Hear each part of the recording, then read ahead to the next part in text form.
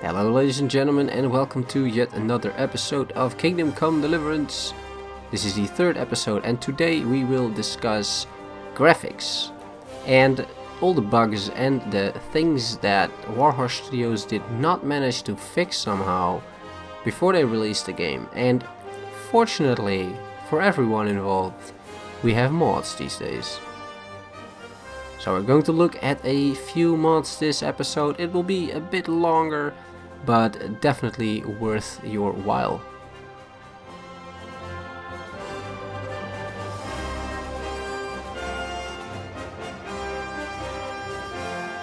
The mods that we will be looking at are the Ambient Occlusion Fix, texture streaming improvements, no more texture popping, and the Pixelated edges be gone.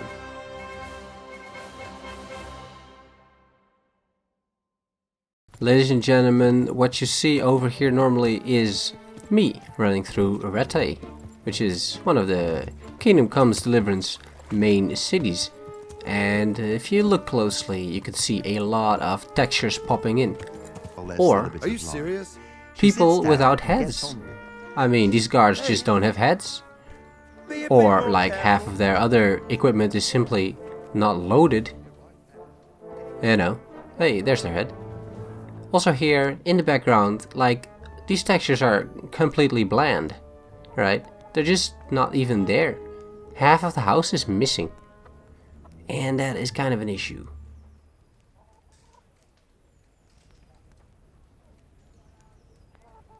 The mods that can fix these issues are not your typical mods. They require you to do a few extra steps. So what you need to do is you go to your Kingdom Come Deliverance game directory, and in there you'll find all the data files and everything, but there will also be at least a system config file. Do not touch this file, guys. I mean, don't. What you can do though, you can just make a copy, you rename it to user.cfg, and then you completely erase the contents. So what you've created now is a clean user config file, which will basically overwrite anything that is in the system config file, but still kept separately, so it only displays the changes or the configuration changes that you want to make as a user without breaking the game. The second step you need to do is go to your Steam library, right click Kingdom Come Deliverance, click Properties, and then set Launch Properties. And here you're going to basically indicate to Steam that he should also load the user config file while starting up your game.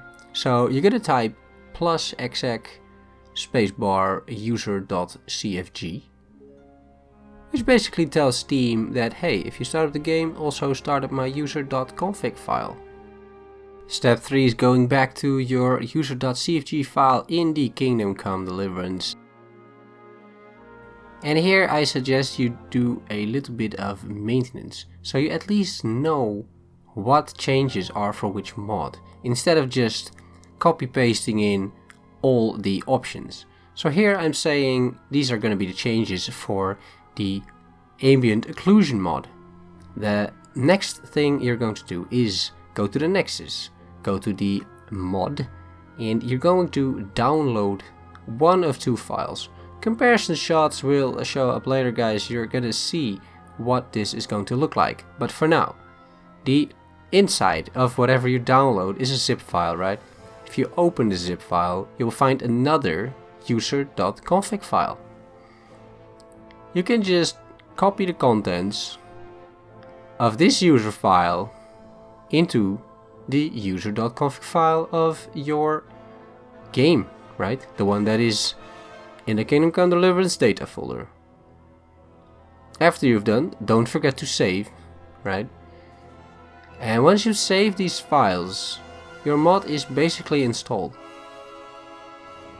You can double check by just once again opening the user.cfg in your game folder.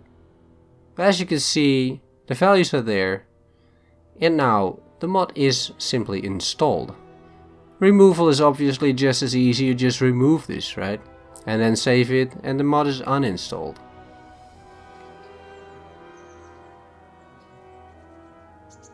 So after installing this mod, here you can find some comparison shots. Here I'm comparing the vanilla game, which has the medium settings still, to the Ambient Occlusion version 1.05. The author of this mod also promises no FPS loss, and this is indeed the case if you look closely at the comparison between vanilla and the mod.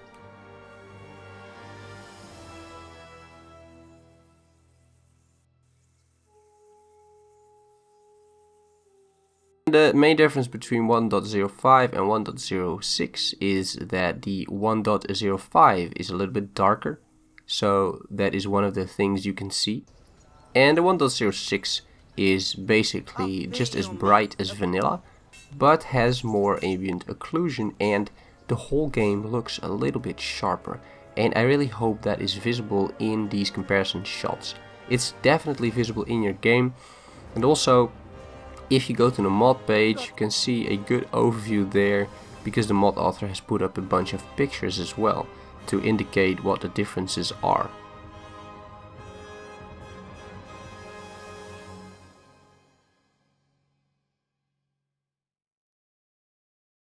Up next is the texture streaming improvements, no more texture popping, by Artins90. And this is one of the more popular mods on the Nexus currently for Kingdom Come Deliverance, with almost 350 endorsements. Installation here is basically easy if you now know how it's done. Once you download the mod, you will get a zip file, and inside that zip file there is another user.config file. And this user.config file contains a few more settings.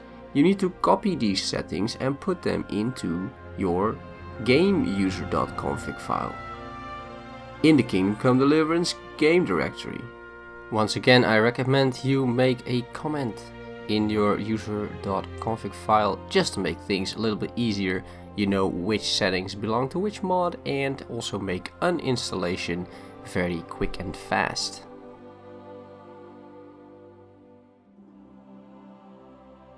And once all of this is done, you need to make a few changes, because there are 3 options that you could fiddle around with.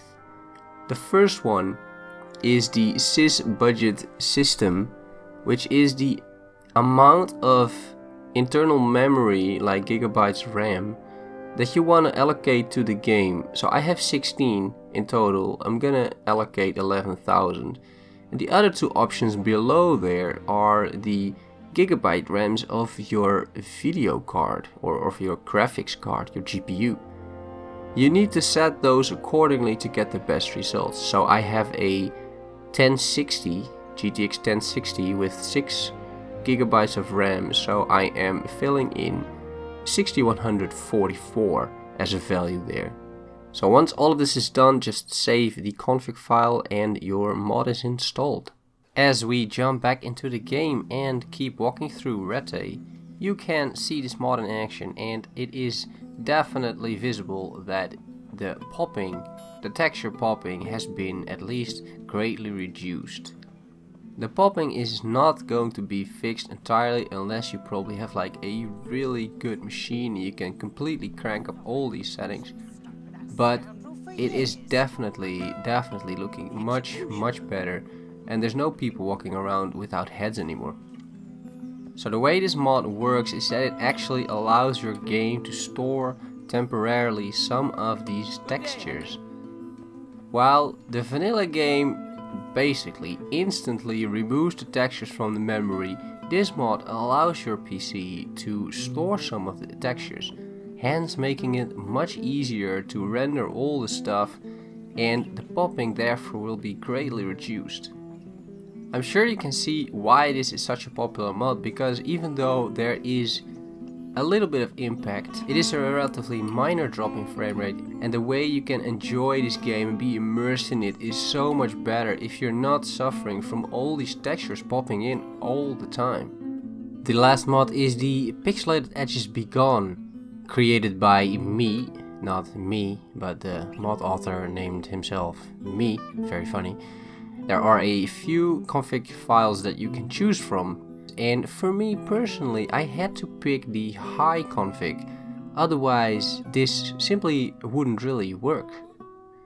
So after downloading the mod, you once again, it's all the same guys, you go to the zip file, and in that zip file there is a user config file. You do exactly the same thing, you once again copy the content, put it in your own user config file, you put all that stuff in your user.cfg file in the game folder, then you save your file, and once again the mod is installed. It's time to go back into the game and see what the changes are. In case you forgot, or maybe didn't notice this at all, which is perfectly possible, right? What happens if you put your game on medium settings? The edges of various textures will be pixelated. After installation of this mod, the pixelated edges of your textures will be gone. However, there is a significant impact on your frame rate. You can see this in the side-by-side comparison shots. You can see both things. First, that it is fixed, but also the impact on your frame rate, which is quite significant, between 20 and 30%. And it is really up to you if this is worth it. Lower settings have less impact on your frame rate, but also show more pixelation. This was a relatively lengthy video, but you made it all the way through the end. Congratulations. If you liked the video, just give me a like or subscribe, that is always really appreciated. Up next, in terms of videos that are planned, are at least a video about the different reshade settings, where I will also explain how to install one, and most likely some more random mods coming up, because I found a few more mods that I actually really like and will showcase. Thanks for watching for now guys, so much appreciated, hope you like it, and I will see you next time. Bye bye. Enough of this!